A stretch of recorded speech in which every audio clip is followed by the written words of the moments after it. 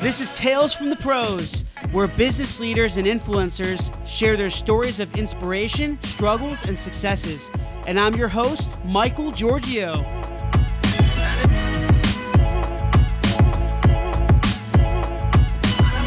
Hey everyone, welcome to Tales from the Pros. This is Michael Giorgio, co-founder and chief marketing officer at Imagine Ovation here in Raleigh, North Carolina. Have a special guest here today. His name is Jim Anthony, and he's the CEO of Colliers International in Raleigh, Durham. Did I say Colliers right? You got it. Perfect. Well, Cool. Colliers. Colliers.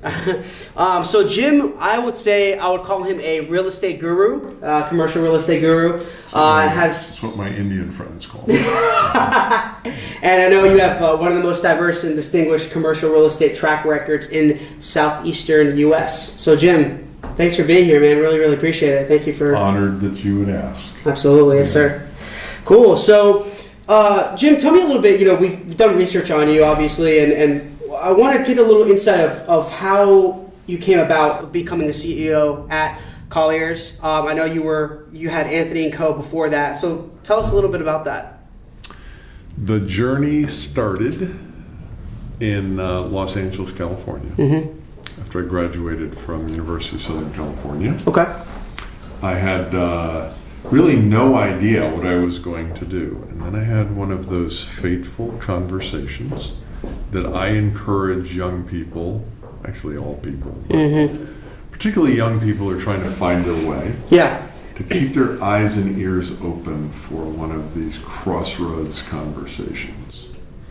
When somebody will walk into your life who has literally a life-changing word that will change the direction of your life forever. And that happened to me when I was in Beverly Hills, of all places, working as a youth director at All Saints Church. Okay. And a fellow who happened to be best friends with Ronald Reagan saw what I was doing, asked me what I was hoping to do, and I said, I don't know. I'm just a guy who's got good relationship skills. I got an MBA, but I don't remember anything that I learned in class. I know you went to Duke as well, right? I did. Yeah. And he said, what do you think about commercial real estate? I said, what is that? And he said, let me introduce you to somebody. And then that began my journey. 4 years later, my wife and I were moving to Raleigh, North Carolina to raise a family in a much safer place. I took a job with a good company here in town, and then the entrepreneurial bug bit in 1987, and I started Anthony & Company. Wow. So that's how I got there. It was just me, borrowing some office space from a friend and partner of mine, Tom Darden. And I was blessed to be able to add a person every 6 months or so, and the company just grew with demand from a market that needed high integrity people to do commercial real estate services. So just a transaction guy, and I started doing a little bit of investing on the side. I would encourage everybody to diversify their investment portfolios into real estate. Definitely. And that worked out really well also. Started a separate development company in 1999, which exists to this day. We remained Anthony & Company until 2010 when we affiliated with Colliers. And over the years, we've grown into different service lines, different product types. We added retail, for example, just a year ago. We did not have really good retail service capabilities. Now we do. We didn't have multifamily sales expertise a few years ago actually. Now we do. We've got a very strong team. So this is the way you build it, a brick at a time. Right? Yeah. And baby steps. So that's the way we've done it. Cool. Yeah. And so you owned Anthony & Company for it seemed like a long time. And then so Colliers it's an international company, right? And then they give you opportunity to, what is it like? How does it work? Well, the mothership is actually headquartered administratively in Toronto, Canada. Okay. I used to live there But they've 7 years. diversified the locations of different functions. Corporate services is headquartered in Atlanta. The marketing services is headquartered in Boston. Property management is headquartered in Washington, D.C. So it's a really interesting flat model that relies on local entrepreneurs who are invested in their businesses to really grow the company across the globe. Colliers owns most of their offices in partnership with local entrepreneurs.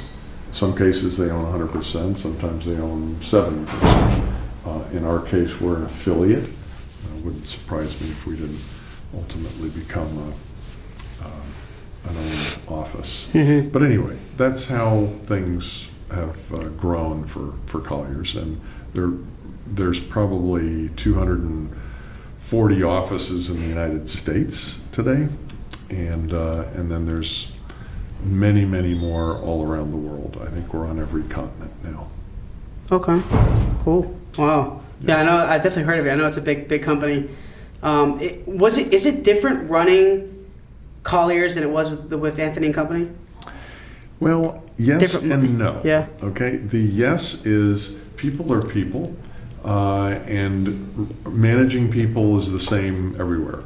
But being part of Colliers has enabled us to grow significantly. So we're now a much larger organization than we were in 2010 when we joined.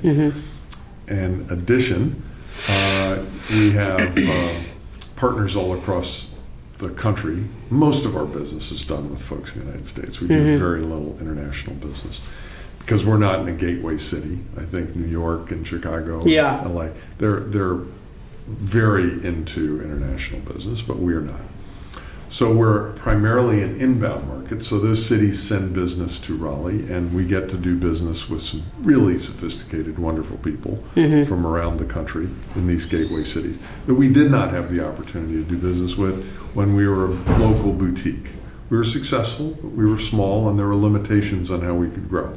We chose to become part of Colliers so that we could grow and be better providers to the client.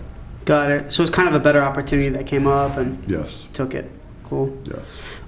Did you always see yourself, Jim, as being an entrepreneur? I know you said you got bit by the entrepreneur bug, but when you were growing up, did you always see yourself, you're like, I'm going to become, I'm going to own a business, I have all these ideas, or how did that come about? Did it just come as a blessing in disguise, or? Yeah, I would say probably more of the latter than a plan.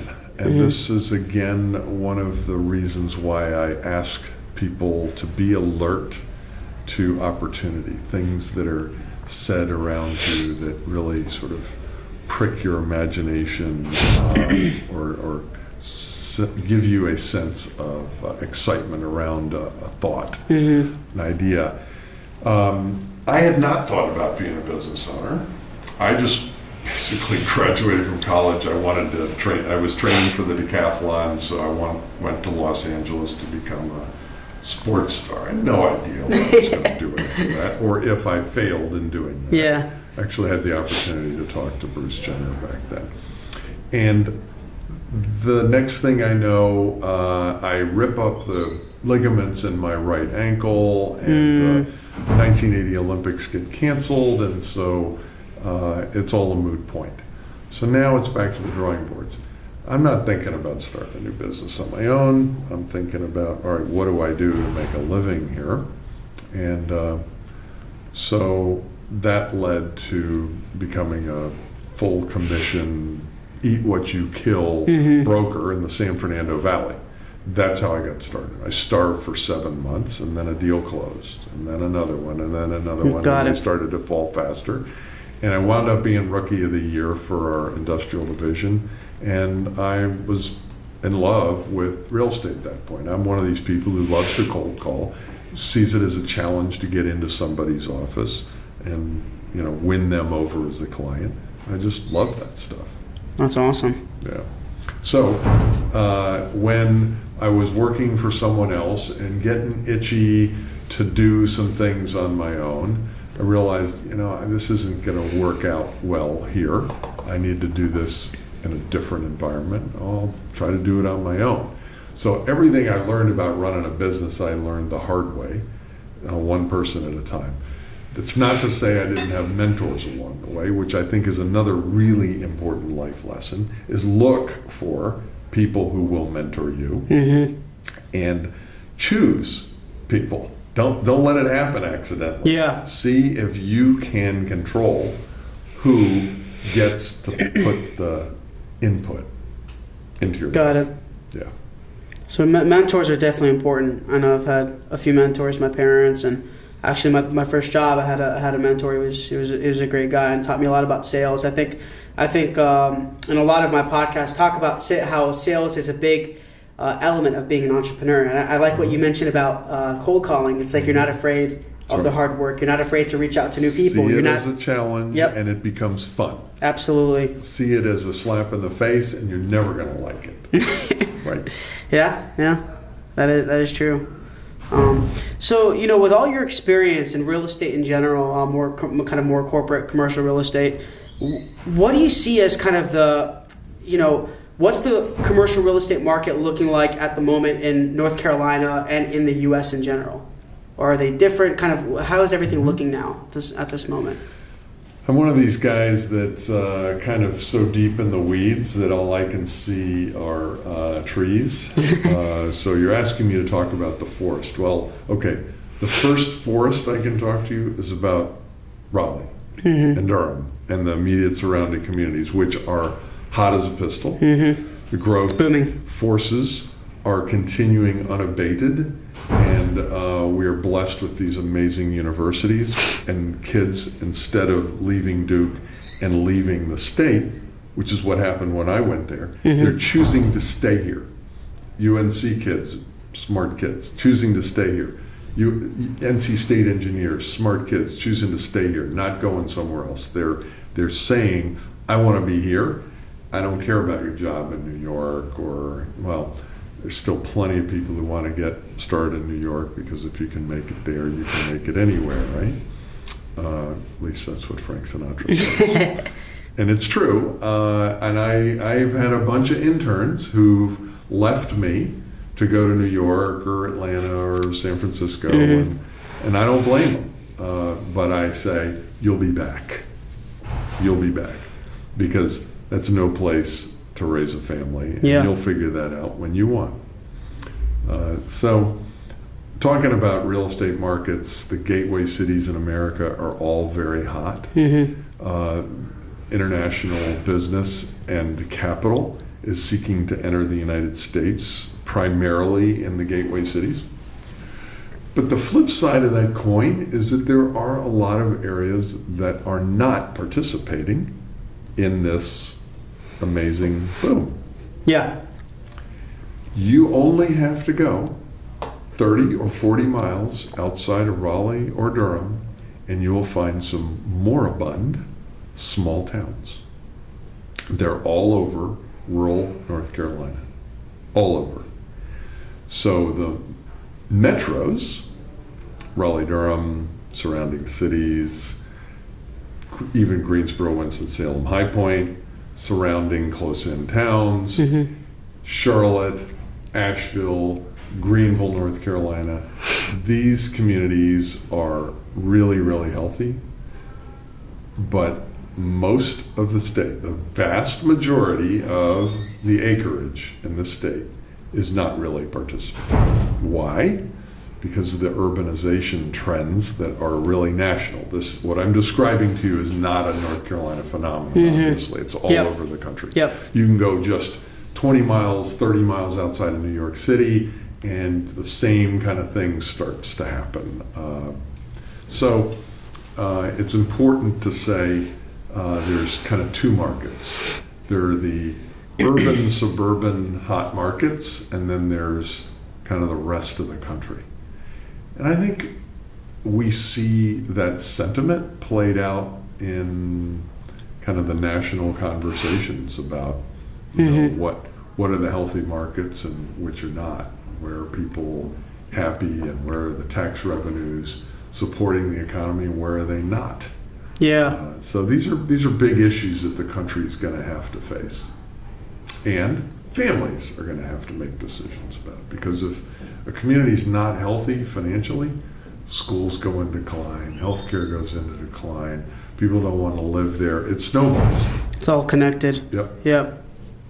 And what do you feel like are the main reasons that real estate in general in Raleigh is booming? You think it's just because, obviously, I think it helps a lot that people are starting businesses, right? Entrepreneurship is huge. It's huge right now. It's the thing. It's the thing to do right now. Is owning a business. It's the dream. And I think that's amazing. I think that's gonna make. I mean, it's gonna take the U.S. to another level. I feel. I totally agree. And I think that is definitely connected to real estate for sure, right? I'm sure you could agree to that. I tell folks, everyone is in the real estate business. Everyone. If you don't own it, you're renting it. Yeah. Right? So Yep. at some That's true. level, we're all participating in the market. We might be just writing a small rent check, but everybody's participating. And speaking about business owners, entrepreneurs, like myself, for example, we're always trying to, we're scaling, we're growing, and it's a great, it's a good thing. But you're also looking, we're also looking for new spaces, buildings, and office space, and maybe some to buy or rent. It just kind of depends. But what tips would you give business owners or people in general who are looking to buy commercial property? Are you like what tips would you really give them to do it the right way? What would you make them avoid as well? Number one, get a great real estate advisor to walk you through the process. I think it's a huge mistake to think, well, I can figure out this real estate thing. This is why lawyers exist and accountants exist. I can't do my own tax return anymore. Yeah. Okay. So get good advice. Okay. Number two, if you don't think you're going to be there for 7 years or more, don't buy it. I say this to people who want to be in the house business. Unless you're stealing a house, if you don't think you're going to be there 5 years or more, rent it. Rent, don't buy. In commercial real estate for your business, I would not buy it unless for your own use, unless you can see yourself there for 7 years or more. That means there's got to be room to grow if you think you're going to grow, or the capacity to shrink and rent out your space to somebody else if you shrink. So that's point number one. Point number two is if you're buying it for investment purposes, then throw those rules out, okay? It's really about how rentable is it? What's happening in the neighborhood? Are the demographics working in your favor? Like people are moving in, the neighborhood's gentrifying, there's clear trends that are adding to the value of the property? Or is it the reverse? If the demographics are working against you, it's shrinking, the buildings are going downhill around you, don't buy there. You don't really want to be the person who's the pioneer getting shot, who doesn't have the capital to really lead a transformation of a neighborhood. It takes, I'll give you a great example. Jim Goodman and his team that took the American Tobacco Project and single-handedly sparked the renaissance of downtown Durham, because they took on over 1 million square feet of vacant industrial space. Wow. And said, we're going to make this happen, and we're going to do it all at the same time. Thanks to Duke, Peter Carmanos, Glaxo, a number of other people, they were able to get what I'll call community development leasing done to get that project kicked off. And it wound up being the spark that transformed downtown Durham. Now in Raleigh, there have been a number of things, nothing that large obviously, but there have been a number of things that have resulted in the renaissance of downtown Raleigh. Chief among those is getting people to move back down here. So the condo boom of the early 2000s, early and mid 2000s, was really important.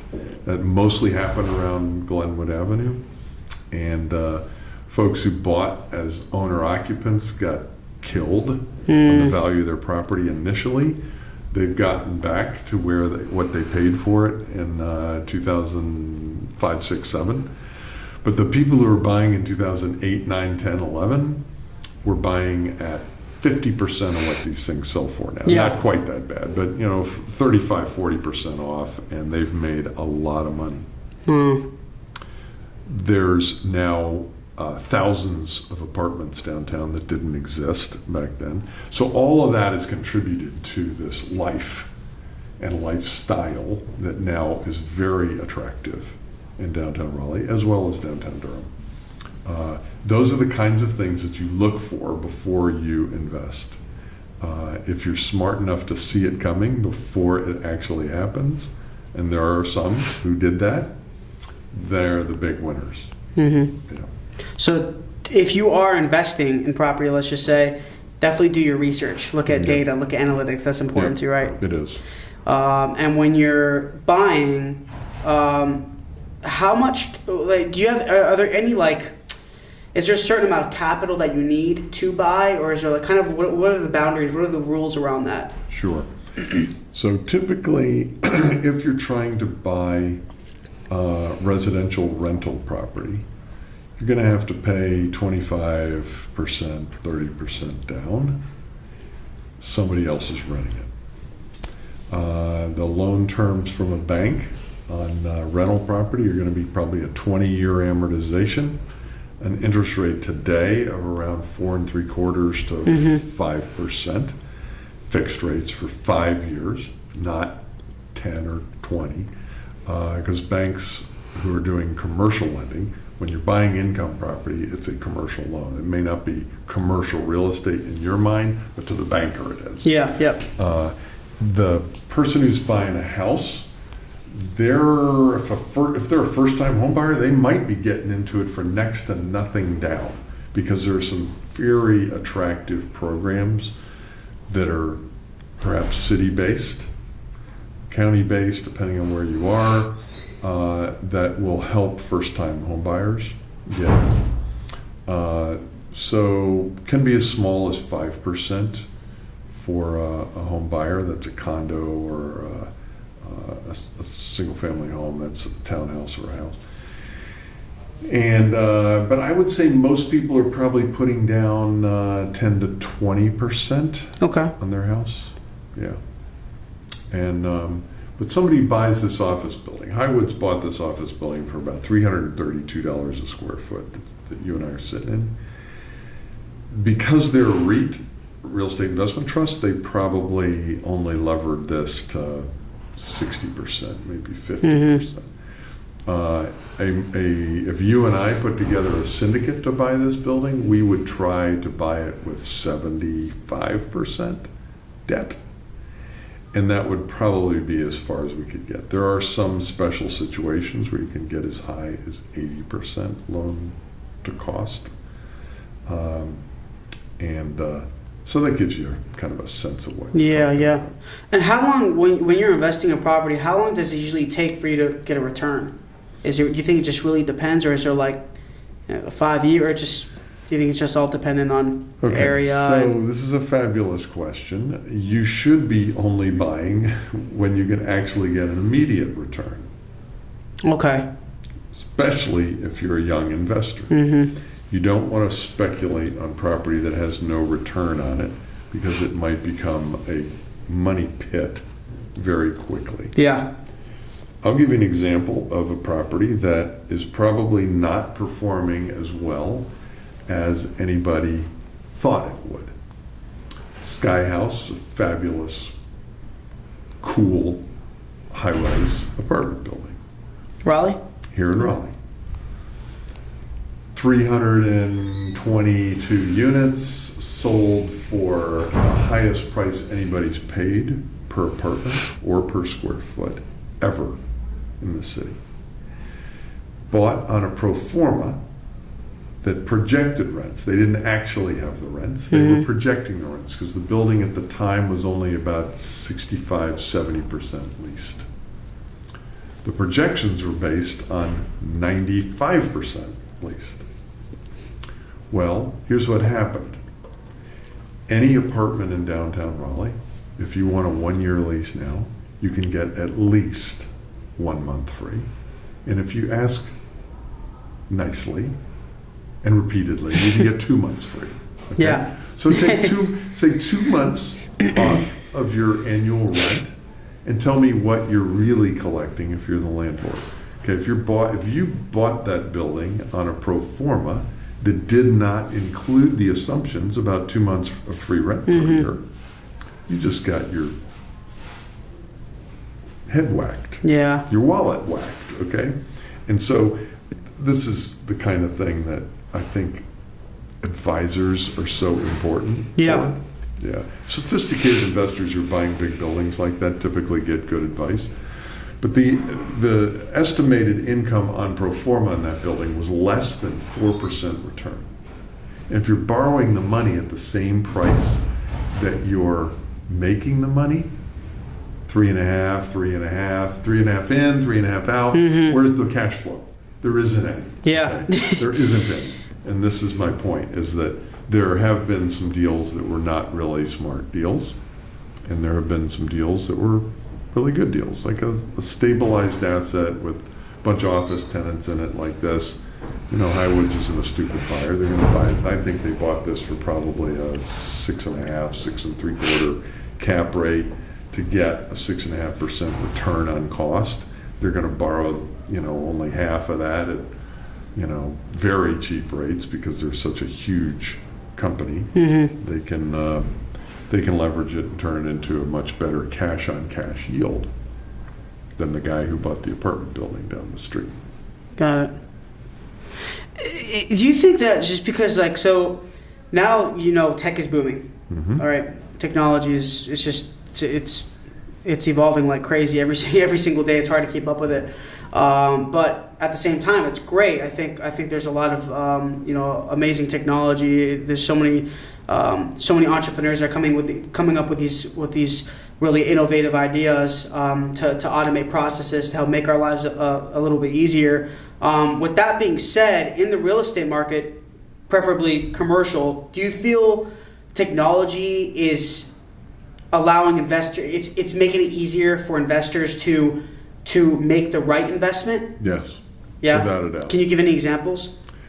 When I first got in the business, there was very limited data available about an investment opportunity. You'd get a printed book that you had to receive by mail, FedEx or otherwise, or later on by fax machine. There was no such thing as email. And it was not possible because software was not developed enough to really thoroughly analyze an investment and grab all data that's available off of property tax databases or transaction databases. All this stuff that comes together now to help you form an opinion of value is now immediately available, whereas it wasn't at all available. You had to hire people to go get that stuff for you. Physically go down to the courthouse and look through the deeds to see what people paid for. There was no published database of properties. None. Yeah. Somebody had to sit there and literally copy it out of the tax records. So there's been a huge difference, and it has made the market far more efficient in pricing. So, for example, you could see a range of offering prices on, let's say it's a property that would trade for $10 million. You might have seen somebody offer $7 to $10 million. But the person with 7 obviously didn't have the same data as the person with 10. And today, offers come in at a much tighter range of values because they're all using the same information sources and making decisions from that. Yeah. But the thing is, if you think about it, so we have all these tools, we have all these different software, these applications that enable us, give us the data that we need to make the right investments. And I'm sure there's a lot of software out there as well for commercial buyers as well, right? But do you think that makes it a lot more competitive to actually get the right property that you want? I mean, can you imagine the competition? Exactly right. Yeah. You nailed it. It is far more difficult to get a good buy when you have far more people competing to buy it, because it's become so much more transparent. It's great for sellers. Yep. Sucks for buyers. Great for sellers, sucks for buyers. Yeah. Ay. Wow. Do you feel it's as the people are trying to buy houses around Raleigh, Durham right now? I mean, they're getting people overbidding prices, and everybody sees it hit the market at the same time, and their properties are literally getting 10 offers. Wow. Yeah, over the asking price. 10 offers over the asking price. Oh my gosh. Sometimes you wonder. I don't know if tech is good. Yeah, right. But I mean, I guess it's a catch-22. You love it, you hate it, you need it. You like it when you're selling. Yeah, that's right. That is right. So what are the future plans for Colliers? What are your guys' future plans? Want to continue to grow our service capabilities. We want to grow our client base. We've grown our property management business substantially. We want to keep growing that. Want to get more office buildings under leasing and management and be more competitive in that space. We want to offer more investment opportunities, institutional grade investment opportunities. We want to do more land sales. We want to open sort of sub-offices in smaller markets around the eastern part of the state. And so we want to grow, and we are looking for good people. Yeah. Good to hear. It's always about the people you work with. Team is very important. All about it. Sometimes even they say that your employees are more important than your clients sometimes, but I think some people disagree, but that's what everyone keeps telling me. Your employees are number one. So I think that's it, because if you don't have a great culture and a great team, you will not be able to serve clients well. That's right. Period. Yep. It's like saying, in order for you to serve others, you gotta make sure you're stable. You know what you're doing before you can just go out and help other people. You got to make sure you have your stuff together. That's right. Right. So that's the same thing with building a company. So jumping the gun a little bit here, more on the philanthropic side of being a business leader yourself, and entrepreneur, and owning different companies during your career. What struggles can you have you been through, and how did you overcome them? Because you know this from top business leaders around the world that it was hard. For them to get to where they are today, it was very, very tough. And what I want to kind of what insight I want to give to people, to our audiences, is that nothing good comes easy. If you want to provide value, it's not easy to do. I mean, it sucks saying that sometimes, because you're like, I want to help people, want to do all these great things in my life, but to do something that you love and to help people and to provide value, do great things in the world in general, I think it takes a lot of commitment and hard work and overcoming adversity and struggle, and I think that makes you who you are. So what challenge did you go through, even with Anthony or with Colliers, that got you to where you are today? Yep. Where to start? Let me start with the sort of human side of the business and say that people are strange. That's a quote from Jim Morrison. And the truth is that managing different personalities, the larger the organization gets, the more difficult it becomes. Because conflict becomes inevitable. It's inevitable. It is inevitable. When it's That's just 5 to 10 good friends, you're going to have your stuff, but you're going to work through it. But what if you don't really know each other that well, and somebody's got a chip on their shoulder, or somebody's got temper problems, or somebody's a gossip? I've had all that stuff happen. Okay, we all have, and I will tell you that when I wasn't really careful about hiring, and I didn't work really hard on getting to the internal values that drive the people that I work with. I had a couple of gossips get into my organization, and if you haven't run into a gossiper in the workplace yet, I pray you don't, because they are deadly to an organization. They love the power that comes from negative secrets about other people, and it's cancerous to an organization. That's a challenge. How do you manage that? Okay, here's one way you manage it: hire slowly, fire quickly. Never forget that. Don't wait and wait and wait. Yep. Number 2, hire for values first, skills second. Skills can be taught, values can't be. Values pretty much come with the person's package from their youth and how they were raised. So the human side, I think, for all of us, can present one of the biggest challenges to starting and growing a business. Then there's the market component, which I've been through several market cycles, the worst of which, frankly, for real estate, occurred in 1989, 90, 91. About the time you were probably born was the timing of the collapse of the savings and loan industry and a lot of banks. What happened was that many of these institutions had overextended themselves on loans, making very similar mistakes to what you saw happen in 2000, that gave rise to 2008, 9, 10. 2008, yep. Over-leveraged, poor credit. But it was mostly commercial real estate, not residential real estate. It was ugly.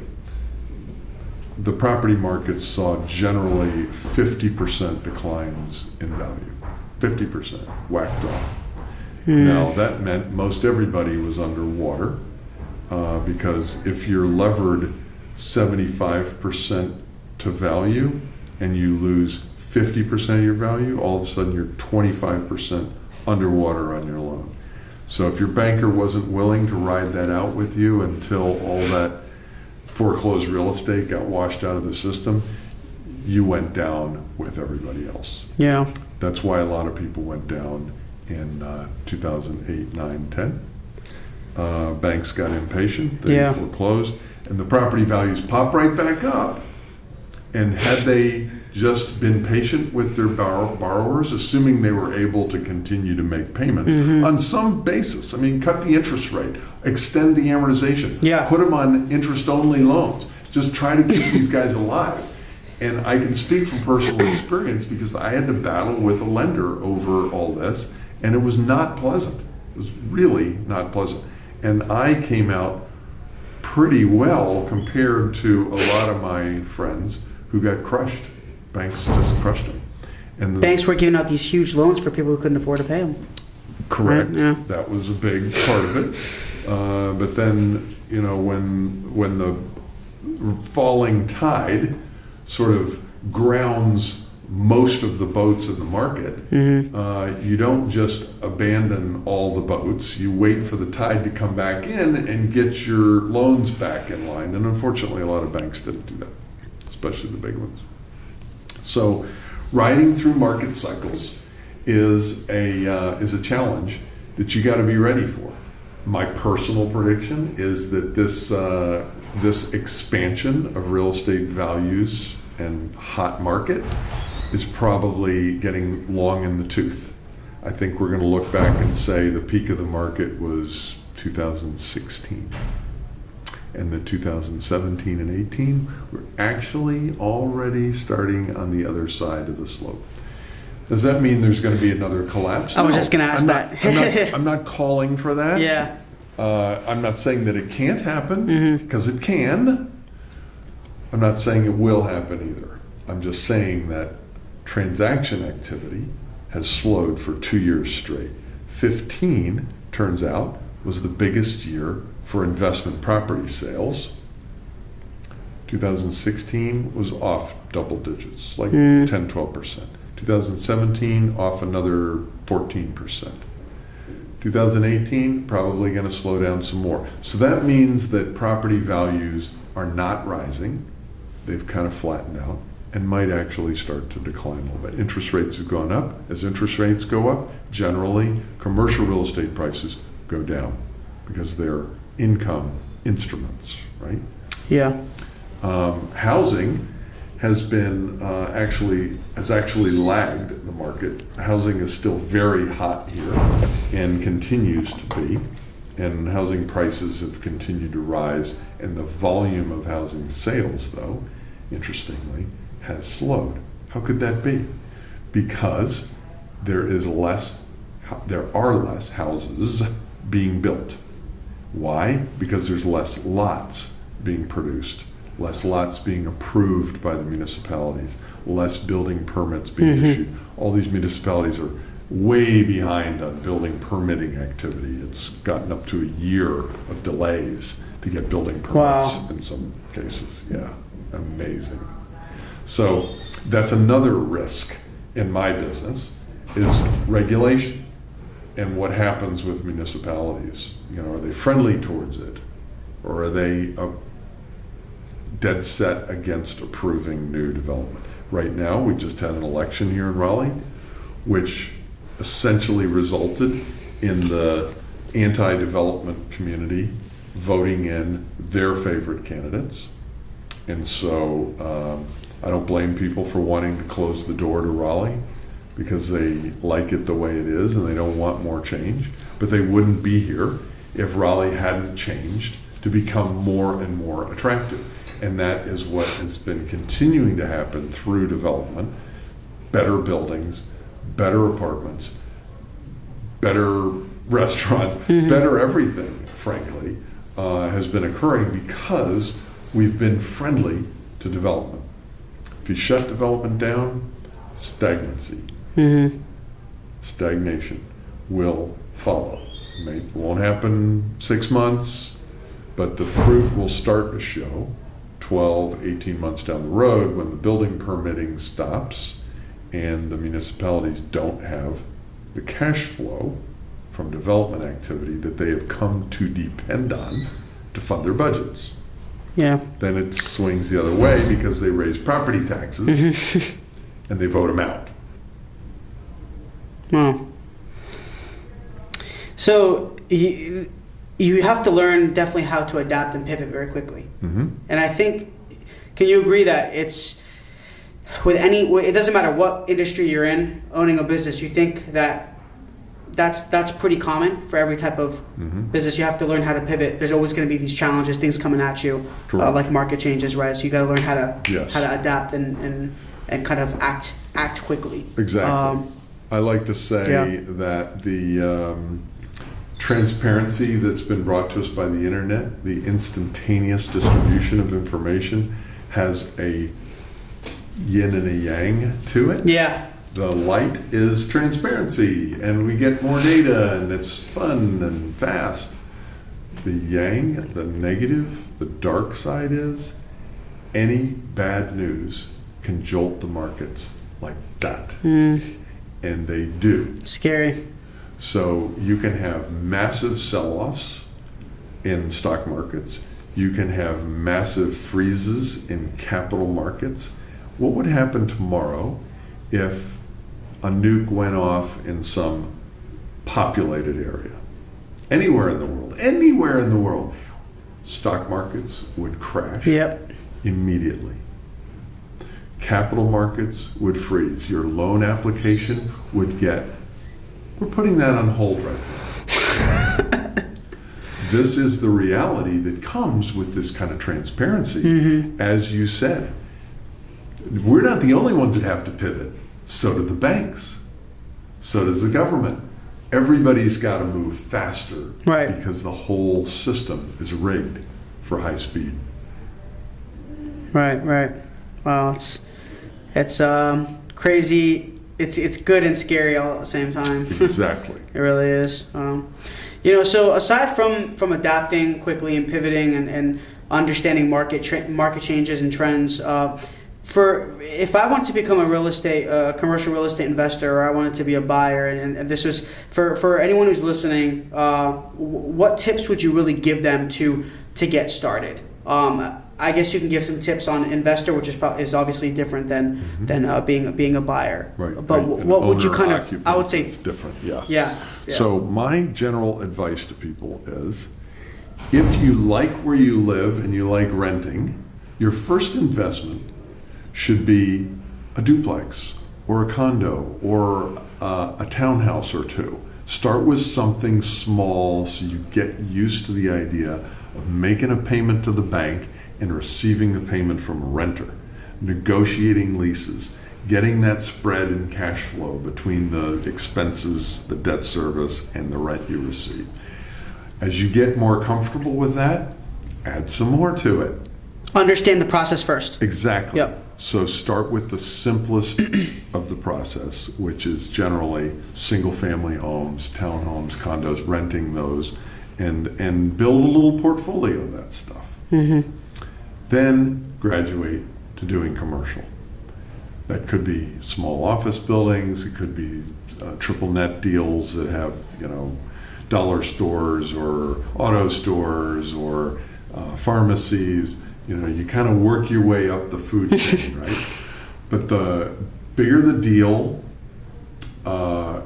in terms of the number of tenants in it and the square footage of the property, unless it's a triple net high credit tenant, the more risk you're taking on. Right. So you need to have some cash put away to make sure you can sustain the loss of tenants and not, live your life on the ragged edge. A lot of people are doing that, unfortunately. They lever themselves up to their eyeballs with car leases and house payments and whatever, and if they don't get their paycheck on time, their whole house of cards could collapse.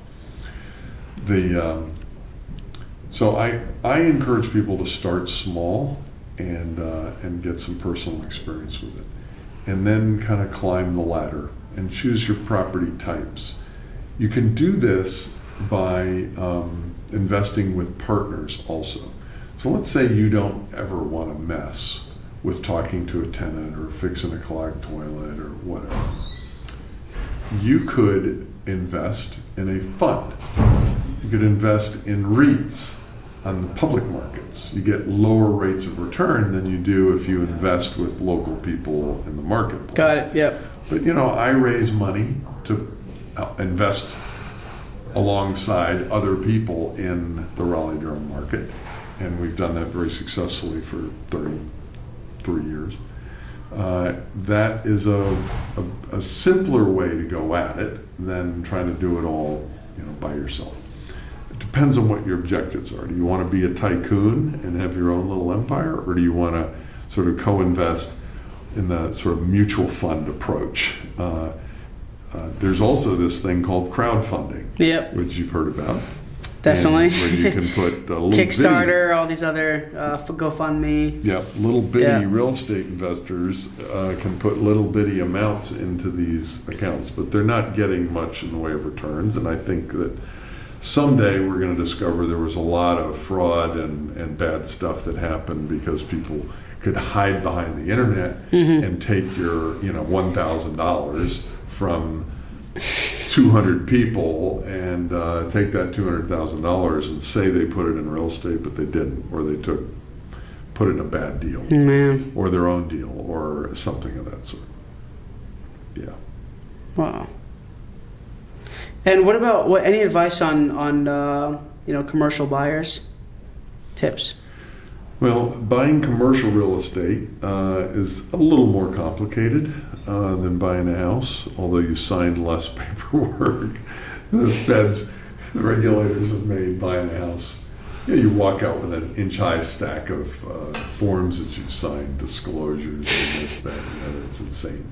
You don't have that much in commercial, but you do have a lot more moving parts. You really do have to worry about the environmental condition of the property. You do have to read all the leases. you do have to examine the operating expenses to make sure they're real, and that your projections anticipate all the expenses that you could possibly encounter. That you do include some capital reserves, because you're going to have to replace the roof. You're going to have to replace the air conditioning. You're going to have to replace the asphalt. Yeah. You better be reserving funds to do all that stuff. And a lot of folks forget about it. They think, oh, I'm going to own this property for 10 years. I'll never have to spend any real money. Wrong. Really wrong. Because if you're the third guy in and the property is now 30 years old, the asphalt's shot. You got to replace the asphalt. Anyway, so I think that it requires more sophistication and more experts, and that's why I said to you earlier, get an experienced advisor. Yep. Who's walking you through the process. Cool. Well, that's great information to know. So just in closing, Jim, I always ask these three questions. I call them the three hows. So how do you define failure? How do you define entrepreneurship? And how do you define success? How do I define failure? I think that failure is a good thing. For people to understand and learn from their setbacks, they have to admit that they failed at something. Yeah. But the real failure is not admitting that you had one, refusing to learn from it, or refusing to try again. That is failure. What is entrepreneurship? Entrepreneurship is having an idea, testing the idea, validating it, commercializing it, finding a way to take that idea and turn it into something of value, a service or a product, and then being smart enough to bring people around you so that you don't fail to learn from other people who've been down the road before you. I think one of the biggest mistakes entrepreneurs make is thinking, I'm going to do this by myself. I'm going to keep this all to myself. I don't need anybody else. Oh, yes, you do. Mm-hmm. You need other people to move your idea, however brilliant it is, forward. So if you want to build it into a business, anyone can have an idea. Exactly. So an entrepreneurs to execute it, you need people. Absolutely. They know how to get that team together, and they know when they need to get out of the way for other people to move it forward. Great answer. And then your last question was, how do I define success? I believe success is not measured in money. I think it is measured in how fulfilled you are in the discovery and the exercise of the gifts God has given you. How well have you sought out, found, and utilized those gifts? It may mean that you were involved in the nonprofit sector, but you changed people's lives using your gifts. That's success. That would be my definition for any person, is that they find their gifts, they use them, and they continue to develop them to improve the lives of others. Perfect closing. I love it. Jim, really appreciate it. So where can people find you? Website, Facebook, Twitter, or LinkedIn? Yeah, I'm on LinkedIn. Jim Anthony in Raleigh will bring me up. I've got a lot of connections there, and I'm happy to make more, but I am a little bit picky. If I don't think that we ought to be connected, then I won't connect. If I think that there's a benefit from what I share for you and what you might share for me, then I want to connect. It's about the quality of your connections, not the quantity, right? Yeah. Exactly. You want to stay away from my Facebook page. It's just for friends. And Twitter, we don't know what's going on with Twitter Yeah. nowadays. That's a fact. Never been on Twitter. And website? And my website, aacre.com, aacre.com. It's still under development for my development and investment company called Anthony Property Group. The website for Colliers, Raleigh, Durham, is colliers.com/RDU. Perfect. Yeah. Cool. Jim, thank you so much, sir. Thank you for being here. It's really a pleasure speaking with you, and I think people are really going to learn from this and get a lot of knowledge, so really appreciate it. Hey guys, thanks a lot for watching Tales from the Pros. Please subscribe to our YouTube page and also follow our social media. There are links somewhere around here, but we really appreciate it, guys. Thanks for all the support, and I'm going to be giving you awesome content continuously, and we look forward to seeing you soon.